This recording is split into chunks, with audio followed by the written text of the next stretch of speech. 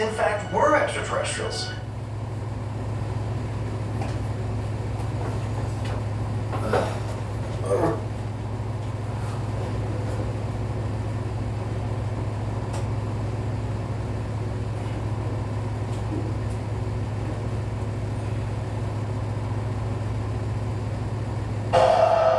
Many contained elongated skulls. What makes Paracas unique is that the elongated skulls are found in great numbers here, dating at least 3,000 years old, if not older. The only other place in the world that we find these are in Egypt during the reign of Akhenaten. What makes Paracas unique is that the elongated skulls are found in great numbers here, dating at least 3,000 years old, if not older. The only other place in the world that we find these are... I'll make him an offer he can't refuse.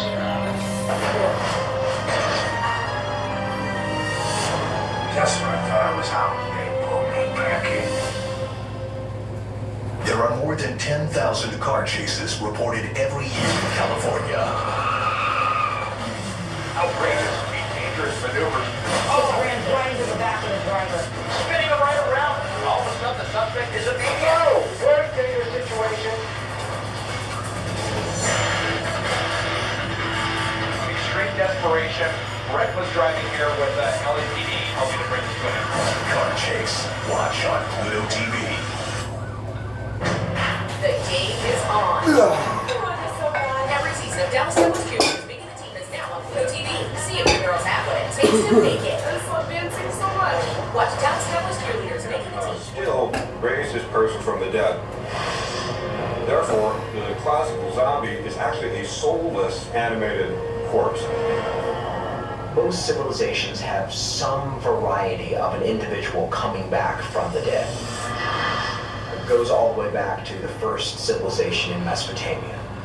We have them in ancient Egypt, we have them in Mesoamerica, you have them in Central and East Asia. In 300 BC, ancient Chinese legends began making reference to horrific zombie-like creatures called Chongxi. A name that, when translated, literally means stiff corpse. Supposedly, a Chongxi lives in a coffin by day or hides in dark places such as caves. Enslaved and working for a zombie master. But where or from whom does the strange power over life and death come from?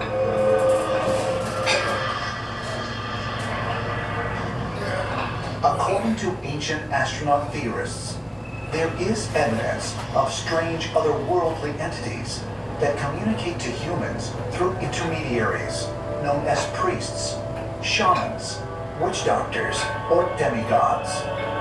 Many different religions have different ways of conceiving of specialists who might be able to intercede in the cosmos. So, for instance, in the Native Americans, we find shamans and shamanism, who very often are held as people who can intercede between the spiritual realm and the mundane realm here on Earth. It is quite possible that some of the first doctors were the disciples, the students of some of the extraterrestrials. So they had their knowledge, which Rich as hell. Kamala Harris will cut taxes for working people and make billionaires and big corporations pay their fair share. Trump is fighting for rich guys like himself. Kamala is fighting for us. Who's responsible for creating this? let's see what's out there. Prepare for the epic journey. The body of a man and the head of a bat. They called him Kamazats. The iconography is rather striking. The image of a half man, half bat. A man with the head of a bat and a wing-like cloak spread out with the crosses of bones in the lining. The Zapotec people in the Oaxaca area of Mexico believe that winged creatures, bat-like creatures, come in the night. They will attack and they will drink blood and disappear with being noticed. The Phyllis is simply as Eve was. But she proved to be very disobedient and uncontrollable and had to be banished. According to the Talmud, when Lilith refused to obey Adam, God sent 3 angels to convince her to submit to his authority. But when Lilith refused for the final time, God condemned her to live on earth for eternity. In a sense, Lilith was the first vampire to wander the earth. She shared all of the characteristics of female vampires. Lilith had the head and breasts of a woman, the body of a snake, and the wings of a bird, but she's a terrifying creature. In Jewish tradition, Lilith has been a kind of night demon against whom incantations and prayers have to be offered, because she will come and snatch away an infant sleeping in its crib, or at least snatch away its soul. A chance to commune with the gods and a bid to attain godlike immortality.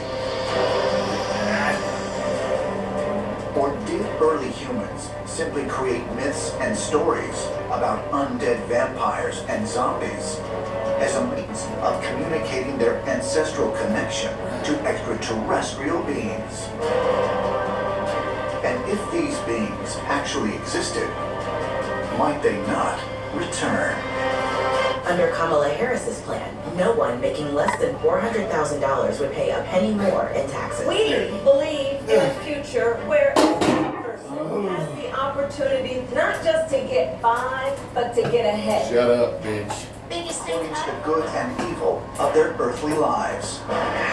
Consistent with the most commonly held beliefs, God's return will follow a sequence of events, including Armageddon and the annihilation of all creatures, the resurrection of the dead, and the reuniting of all souls with their physical bodies. The day of reckoning is when each man and woman is going to be held accountable for every word that they've said, for every action that they've done, where God will judge the souls of the living and the dead for anything that they have done on this planet. The Jewish belief is that, except for a pristine few, most souls will go into a period of review, about a year, in which they go through their lives and see the things they've done well, learn a thing or two, and then go on to the world to come. Now, the Muslims will come with 10,000 fiery angels, and they will judge mankind. After the final judgment, the Bible says the new heaven is created, the new earth is created, and the new Jerusalem descends from heaven onto the new earth. The New Jerusalem is this cubical city, 1,500 miles long, wide, and high, made of translucent gold. Many people would theorize that maybe it's some sort of spaceship, some sort of UFO.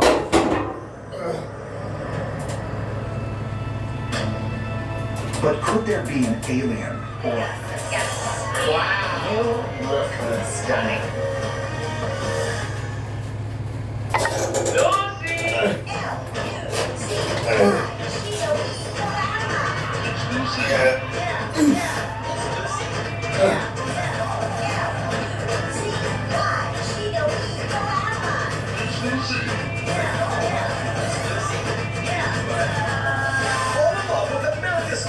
Redhead all over again.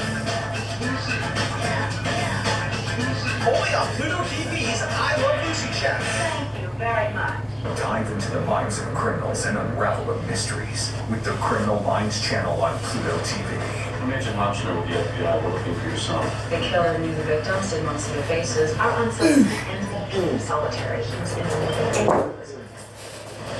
These aren't his words, these are they? Look into the victims and also anyone like them. Earl was shown by the gods that good souls were sent up to heaven and were gloriously rewarded.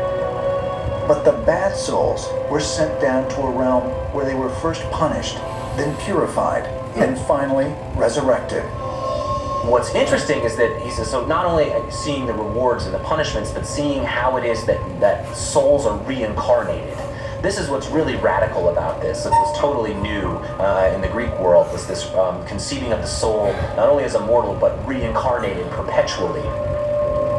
What's exciting is that multiple lines of evidence are pointing to the reality of a soul.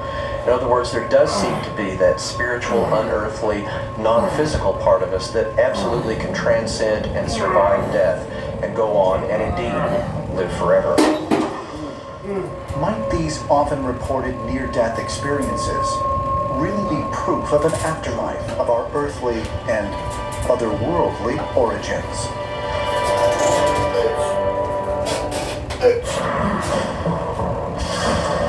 A stargate encoded in the dome of our nation's capital. Strange symbols found on our most famous monuments.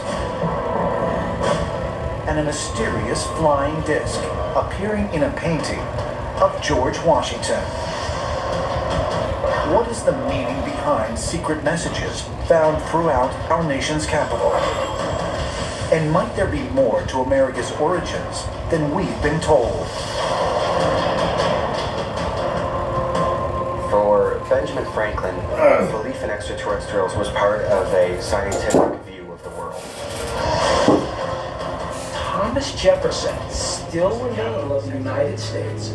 So the point was to demonstrate at the height of the Cold War that they were a power greater than us. I sometimes thought that during periods of political upheaval and turning points in history that these extraterrestrials suddenly show up. What were these strange lights that penetrated the airspace of the U.S. Capitol? Could they have been, as ancient astronaut theorists suggest, alien craft, sent here to monitor this turning point in our history?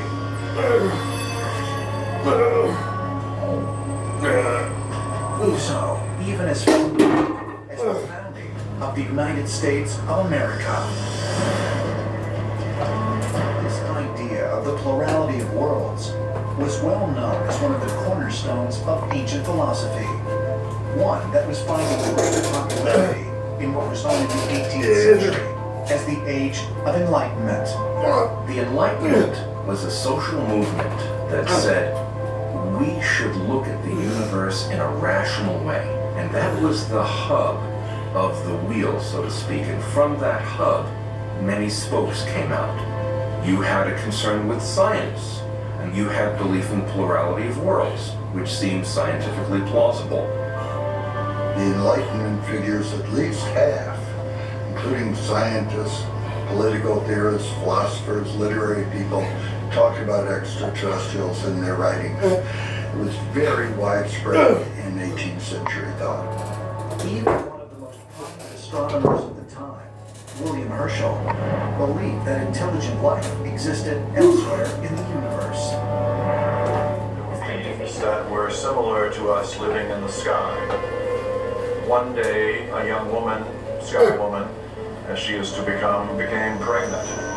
She is to go down to the world below. So this extraterrestrial that lived in the sky, she comes down, and then the human race begins.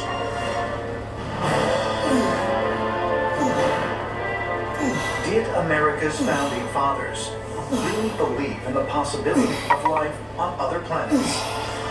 And if so, was their belief based not only on scientific and philosophical principles, but on first-hand experiences with extraterrestrials? Ancient astronaut theorists Tatters. Valley Forge is the winter encampment of the Continental Army, the army which is set up by the nation to fight the revolution. The British have taken Philadelphia. Washington decides he is going to headquarters some 12,000 troops right outside of Philadelphia. This is the darkest time of the American Revolution, when people thought that the United States was really not going to win. Washington is trying to figure out what he's going to do and trying to keep the army together. There's very little money. There's almost no supplies. They often don't have shoes. Lots of stories of things like bloody footprints in the snow.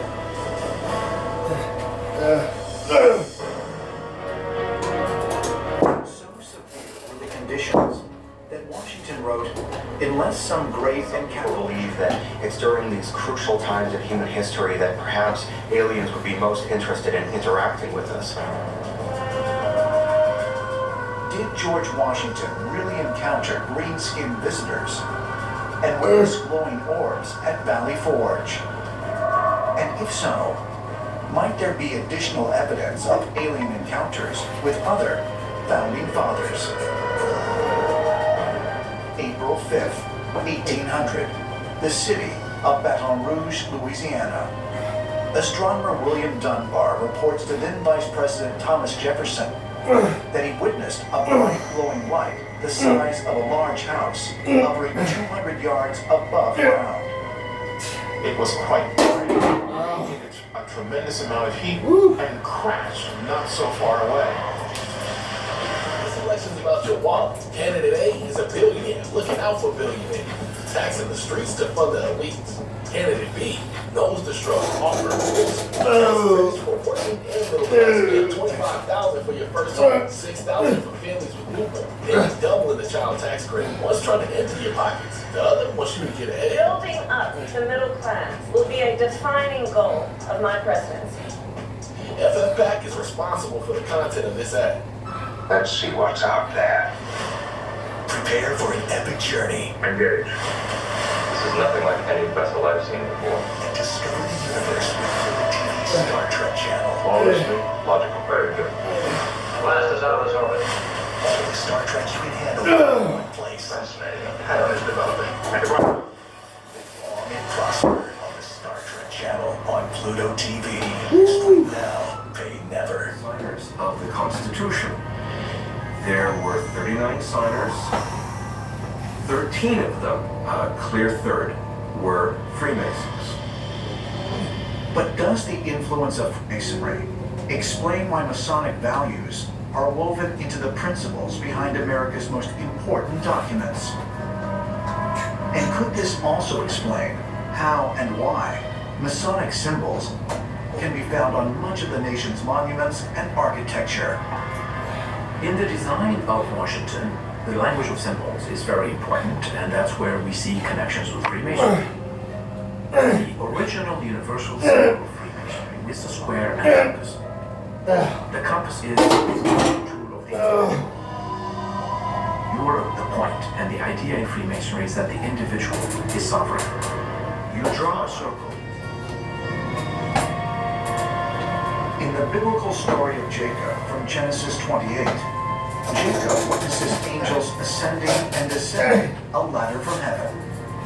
But in this painting, the ladder comes not from heaven, but out of a dark, round object emitting multicolored lights. Although Jacob's ladder is a popular symbol of Freemasonry, is it possible that this image is attempting to depict something else? Something of an extraterrestrial origin? According to the ancient astronaut ideas, Jacob's ladder was nothing else but a ramp or a device with which to reach the realm of the gods. And the gods were extraterrestrials. Square and compass, all seen on Jacob's ladder. What do all these symbols reveal about the true origins of the United States of America? Woo! That's it for Saturday, folks. Hold on.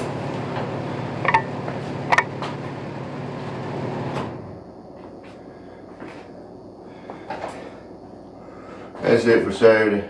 I got out here a little late again today. Not late like yesterday.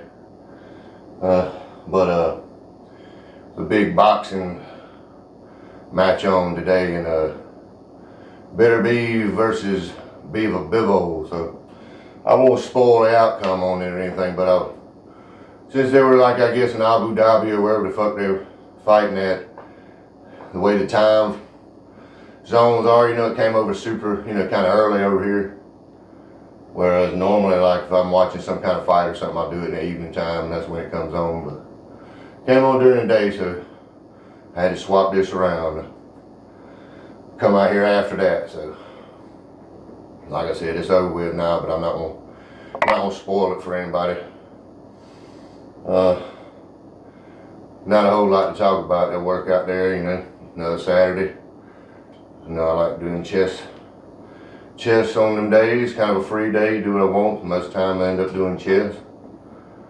After about the 5th set of that, I was gonna swap it up and do some flat bench and maybe like something with the resistance band and pair that up, you know, but I don't know, the dumbbell, the barbell and dumbbell kind of superset thing was feeling pretty good, so I feel like I got some pretty good chest work, you know. Not too bad even through the shirt. But yeah, I guess I'll wrap it up right there, head on in the house. Cause I ain't got a shake already made up, so I gotta go in there and make one up real quick. But yeah, that's Saturday, y'all. October 12th, I believe it is. Until we see y'all next time, take it easy. TV, see if your girls have what it takes to make it.